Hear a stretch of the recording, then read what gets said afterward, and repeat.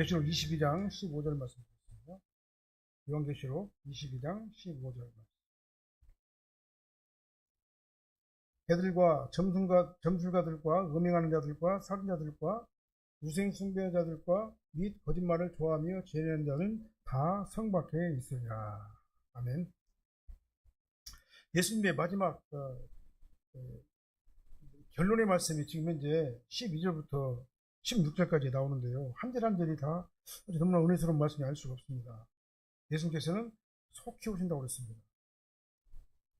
속히 오신다는 말은 하나님의 시간에서 지체하지 않냐고 하나님께서 원하는 작정한 때에 오신다. 지체하지 않고 오신다. 그 말이겠죠.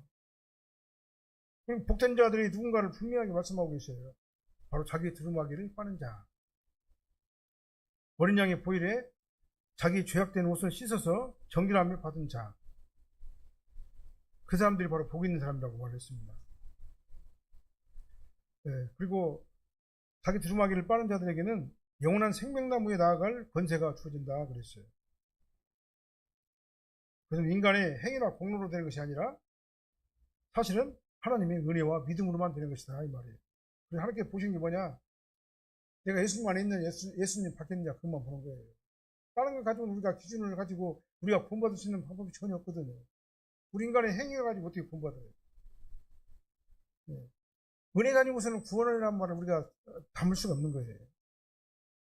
그래서 예수 밖에 있는 자들은 그 성 안에 들어갈 수가 없고 예수 안에 있는 자들만 그 성 안에 들어간다. 오늘 본 말씀도 그런 말씀인 겁니다. 자, 개들과 점술가들과 음행하는 자들과 살인하는 자들, 우상숭배자들, 거짓말을 좋아하는 자들 다 성 밖에 있을 것이다 그랬어요. 오늘 본문 보니까요. 여기서 개들과 점술가들과 음행하는 자들. 개들이라는 표현은요. 우리는 개를 갖다가 개라고 하는 짐승을 반려동물로 우리가 생각하잖아요. 근데 성경시대 때 이 개는 대부분이 들개였어요.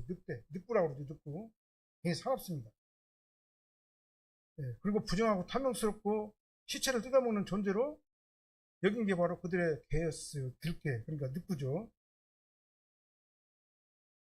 근데 성경에서는 이 개는 그러니까 당시 그 상황에서 이 성경 말씀 써있기 때문에 하나님을 거역하고 악하고 하는 짓이 더럽고 폐악하고 이런 사람들과 상징적으로 쓰는 말이 바로 뭐냐면 개로 이렇게 비유를 했어요. 그리고 오늘 본문 보니까 개들과 점술가들과 그런 식으로 쭉 나와 있잖아요. 개들을 조심하라고 그랬습니다. 그 다음에 이 점술가들을 또 조심하라고 했어요. 점술가들은 성 안으로 들어갈 수 없다고 했습니다. 점술가들은 누굴 말하냐면요. 하나님 말씀보다 사탄의 능력과 미신을 의지하는 사람들에게 점술가들이에요. 그 다음에 우상숭배는 영적 간음이라고 성경은 표현하고 있잖아요. 그 다음에 살인자들은 육체를 죽이는 행위만을 말하지 않습니다.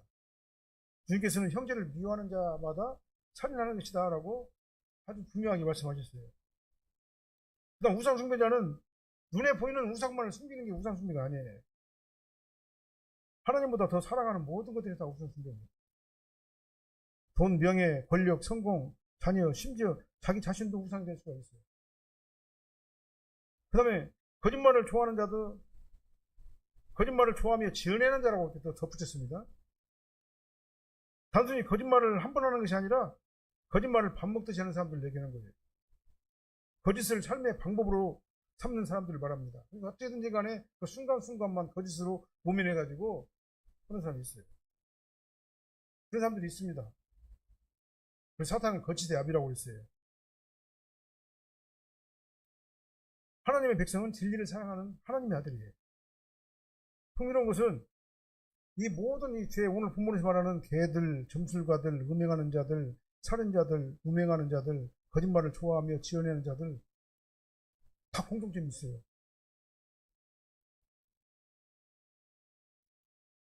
그건 바로 하나님보다 자기 자신을 더 사랑한다는 거예요. 이들에게 있는 공통점은. 그래서 죄의 본질은 뭐냐면은 결국은 하나님 중심이 아니라 자기 중심의 삶을 사는 게 바로 죄예요. 다시 말하면 예수님 밖에 있는 게 다 죄입니다. 우리는 우상을 섬기지 않는다라고 생각하기가 쉬워요. 그러나 눈에 보이지 않는 우상들이 너무나도 많습니다.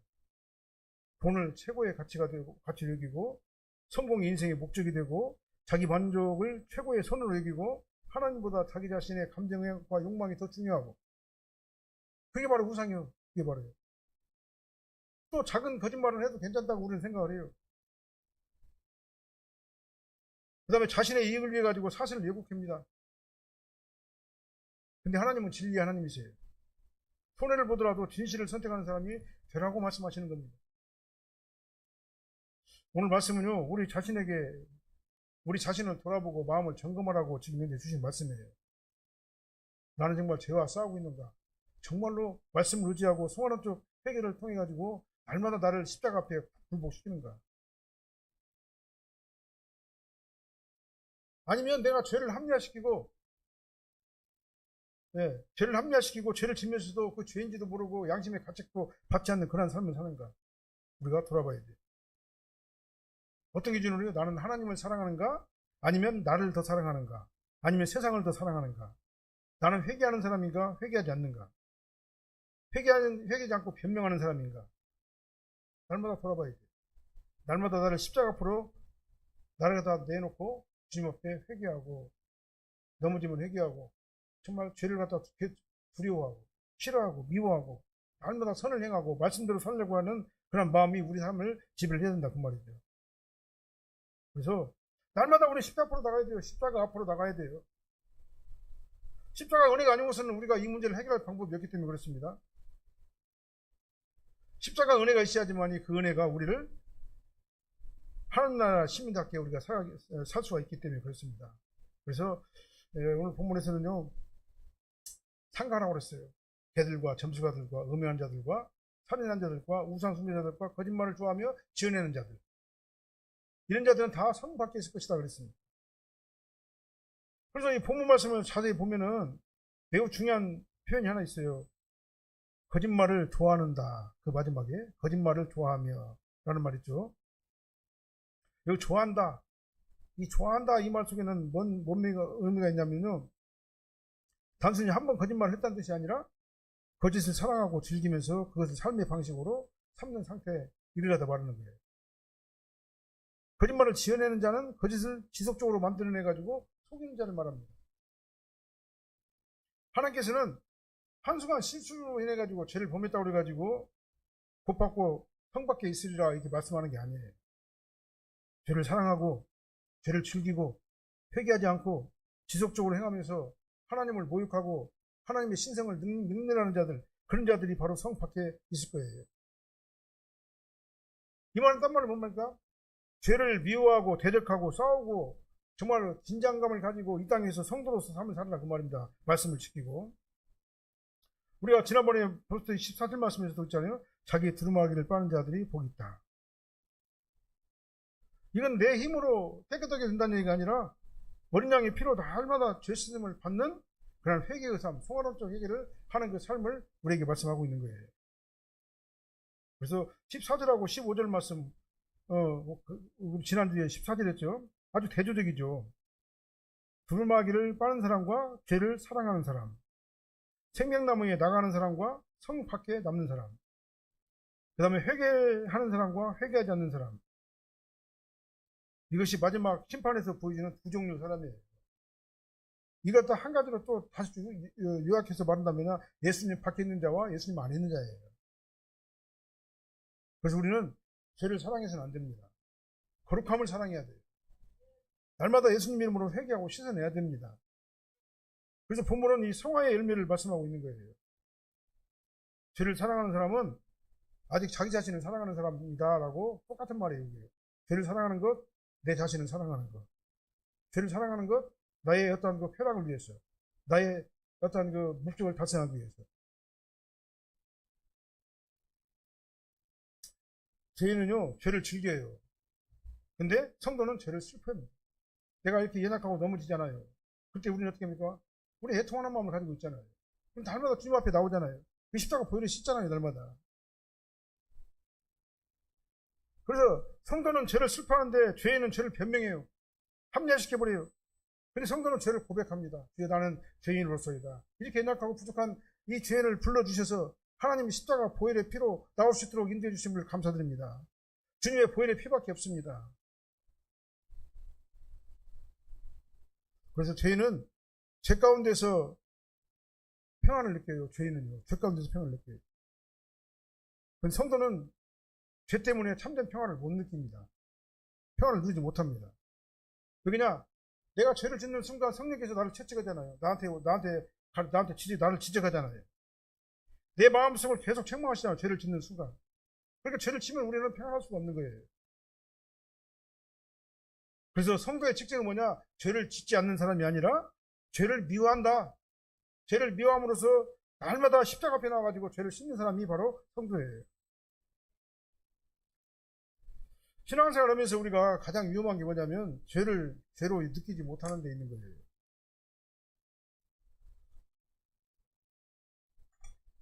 거짓말을 습관처럼 하는 나를 발견하게 되면은 양심의 가책을 받고 즉시 회개하고 돌아와야 돼요. 근데 예수 잘 믿는다고 하면서 그냥 거짓말을 습관적으로 대놓고 하는 사람들이 있어요. 막 진짜같이 거짓말을 하다 진짜같이 하는 사람이 있어요. 예배보다도 돈을 더 중요하게 생각한다고 내가 생각한다면,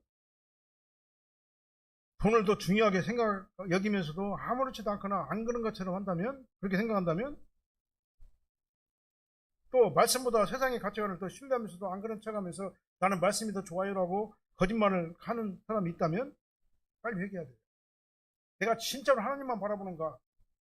내가 막 세상에 미련이 있어가지고 세상에 빠져가지고 세상적으로 살면서도 아닌 것처럼 하고 있는가 아닌가? 빨리 회개하고 돌이켜야 돼요. 죄를 짓고도 평안하면은 그 사람은 위험한 신앙이에요. 죄를 지면 우리는 항상 성령께서 내 마음을 찔러야 돼요. 그래서 나는 날마다 우리는 회개해야 됩니다. 예? 그게 바로 성도 아닌 사람하고 차이인 거예요. 그래서 죄를 지면 마음이 아프고 말씀 앞에서 찔림을 받고 기도하면서 눈물이 난다면 그건 성령께서 내 안에서 역사하신다는 증거가 되는 겁니다. 사람은 누구나 한 번은 죽어야 되죠.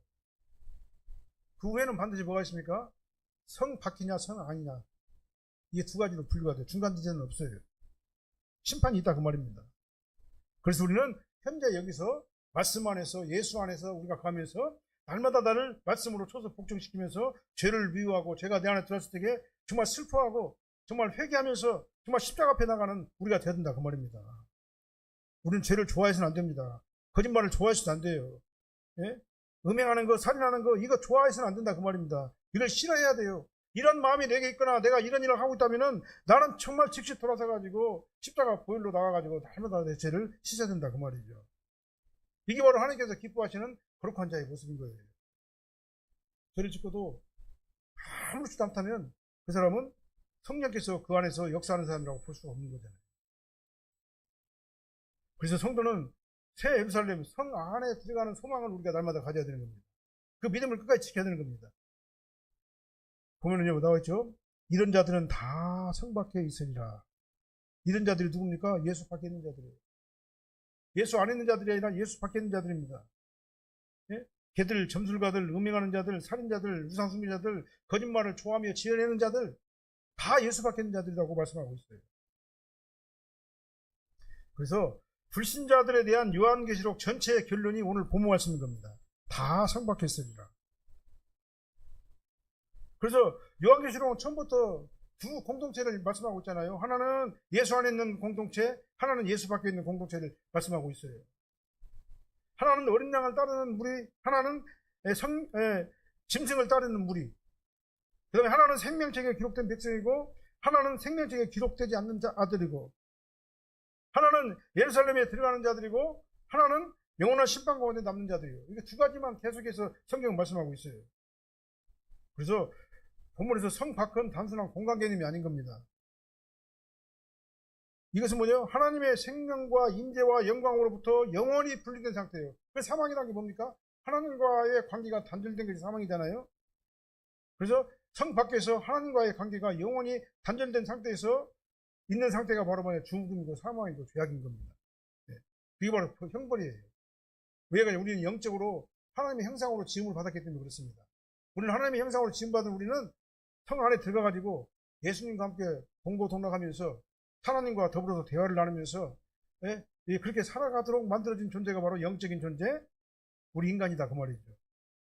그래서 성 안과 성 밖으로 이렇게 나누는 건데, 하나님과 관계가 단절됐느냐 아니면 예수님 안으로 들어가가지고 하나님과의 관계가 회복됐느냐, 그 두 가지 상태로 나누게 되는 거다 그 말입니다. 오늘 21장과 연결해 보면은요, 오늘 본 말씀을 의미가 더욱더 분명해져요. 21장 3절 말씀에는 뭐라고 했습니까? 하나님께서 친히 자기 백성과 거하신다, 이렇게 말씀하셨죠. 21장 4절 말씀이 뭐라고 했습니까? 거기는 사망도 없고 애통도 없고 곡하는 것도 없고 아픈 것도 다시는 없다고 말씀하시죠. 그리고 성 안에 있는 자들이에요. 성 밖에 있는 자들은 어떻게 합니까? 이 반대죠. 그 다음에 22장 1절 2절에서는요, 생명수 강과 생명나무가 나타나게 되고 영원한 생명을 상징하는 영원한 생명 안에 들어가게 되는 거죠. 이게 바로 성 안에 있는 자들의 모습이에요. 그리고 22장 14절 말씀에는 자기의 두루마기를 빠는 자는 복이 있다, 이렇게 말씀하셨잖아요. 그리고 그 자기 두루마기를 빠는 자들이 어디로 들어가는 권세가 있다고요? 성 안에 들어가는 권세가 있다고 했어요. 이게 바로 성 안에 들어가는 자들의 모습이에요. 근데 오늘 본문의 말씀은 뭡니까? 성 밖에 있는 자들이에요. 성 밖에 있는 자들. 다시 말하면 지옥에 있는 자들입니다. 지옥에 있는 자들. 이렇게 하나님께서는 인류 앞에 두 가지 갈림길을 놨어요. 중간 단계는 없어요. 하나는 생명의 길이고 하나는 심판의 길이에요. 예수님께서도 말씀하셨습니다. 좁은 문으로 가라 그랬어요. 넓은 길은 많은 사람들이 가지만 그 길은 멸망으로 인도하는 길이다 라고 말씀하셨어요. 좁은 길은 사람이 적지만 생명으로 인도하는 문이다 라고 말씀하셨어요. 중간지대는 없어요. 오늘 하나님께서는 우리 모두에게 우리가 걷는 길이 어떤 길이냐라고 이렇게 물어봐요. 당신은 어떤 길을 걷고 있습니까? 라고 물어봐요. 오늘날 많은 성도님들이 신앙생활을 하면서도 세상에 너무 깊이 뿌리박고 있어요. 그런 사람들이 많이 있어요. 그냥 집이 전부인 것처럼 생각해요. 재산이 전부인 것처럼 생각을 합니다. 막 건강이 전부인 것처럼 막 건강하게 살려고 그냥 액을 먹고 하는 사람들이 있어요. 나이가 먹으니까 약이 더 많아지잖아요. 건강식품도 많아지고. 근데 그런 거 다 필요가 없는 것인 것을 우리는 알면서도 우리가 거기에 매여 있잖아요.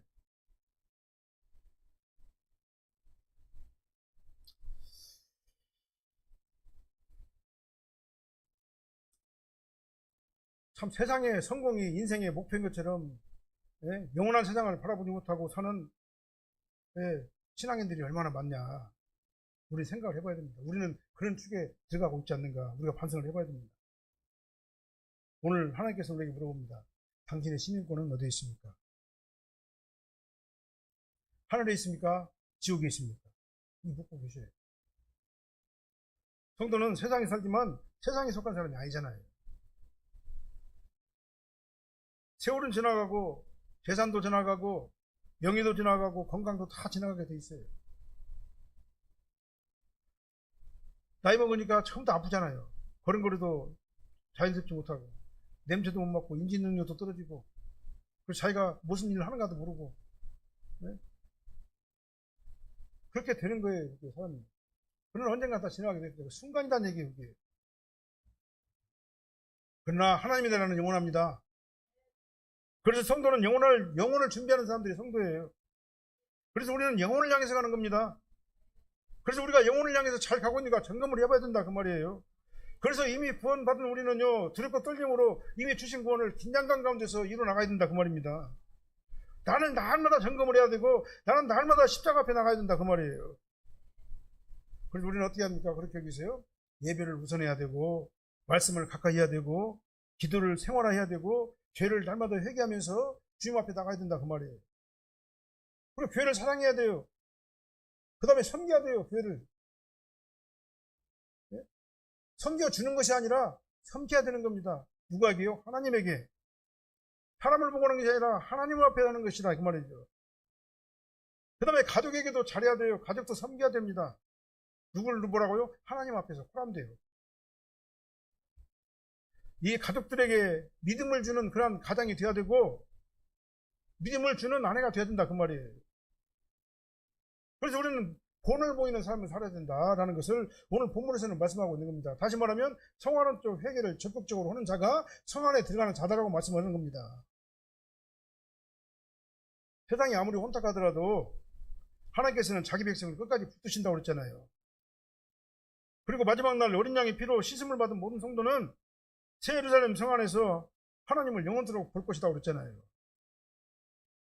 그래서 오늘 본문의 말씀은 사실은 두려움을 주는 말씀이 아니라 희망과 소망을 주는 초청의 말씀인 겁니다.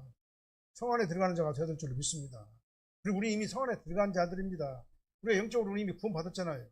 구원받았기 때문에 하나님께서 우리를 끝까지 성 안으로 인도하신다 그 말이죠. 그래서 우리는 날마다 누구를 의지해야 됩니까? 예수님을 의지해야 된다. 날마다 십자가 보혈의 피로 들어가야 된다. 날마다 나를 씻어내야 된다. 그 다음에 나 시세마포스를 깨끗하게 빨아서 정말 주님 앞에 나갈 적에 슬기로운 다섯처럼 정말 깨끗한 세마포스과 등과 기름을 준비하고 신랑 되신 예수님을 맞아야 된다 그 말이에요. 그래서 그 길 끝에서 주님께서는 우리를 향해 가고 말씀하실 겁니다. 우리가 이제 인생이 끝나는 날, 우리 하나님의 백성이잖아요. 잘했다, 착한 종아. 네가 지극히 적은 일에 충성했으니 더 큰 즐거움에 참여할지어다. 하나님께서 우리에게 그렇게 축복을 줄 줄 믿습니다. 이 약속을 붙들어야 된다 그 말이죠. 이 약속을 붙들고 어떻게 합니까? 이미 주신 구원을 두렵고 떨림으로 이뤄나가야 되는데 어떻게 합니까? 오늘 본 말씀이세요. 성 밖에 있는 자들처럼 개들과 점술가들과 음행하는 자들과 살인자들과 우상 숭배자들과 거짓말을 좋아하며 지혜내는 자들이 되지 말자 그 말이죠. 그들은 다 성 밖에 있을 사람이다 그 말입니다. 오직 예수님 안에서 형통하고 예수님 안에서 정말 신앙생활에 전념하는 우리가 될 줄로 믿습니다. 기도하겠습니다. 사랑의 하나님 감사합니다. 오늘 본 말씀은 너무나도 무서운 말씀입니다. 개들과 점술가들과 음행하는 자들과 살인자들과 우상 숭배자들과 미 거짓말을 좋아하며 지어내는 자들 다 성 밖에 있을 것이라고 말씀했습니다. 이것이 예수님의 말씀입니다. 예수님께서 사도 요한에게 계시로 말씀해 주신 이 말씀을 우리는 분명하게 깨닫고 정말 주님께서 주신 구원을 정말 두렵고 떨림으로 이 땅에서 이뤄나가는 죄들 되게 도와주시옵소서. 우리가 성도로서 연약해서 넘어질 수는 있지만 넘어질 때마다 회개하고 죄를 미워하고 죄를 떠나고 아버지 하나님을 바라보며 날마다 죄를 씻어내는 우리가 되게 하여 주시옵시를 간절히 간구하고 원합니다. 그래서 점점 더 정말 주님 모습이 아름다운 성숙한 신앙인으로 저희들을 만들어 주시옵소서. 예수님 이름으로 기도합나이다. 아멘.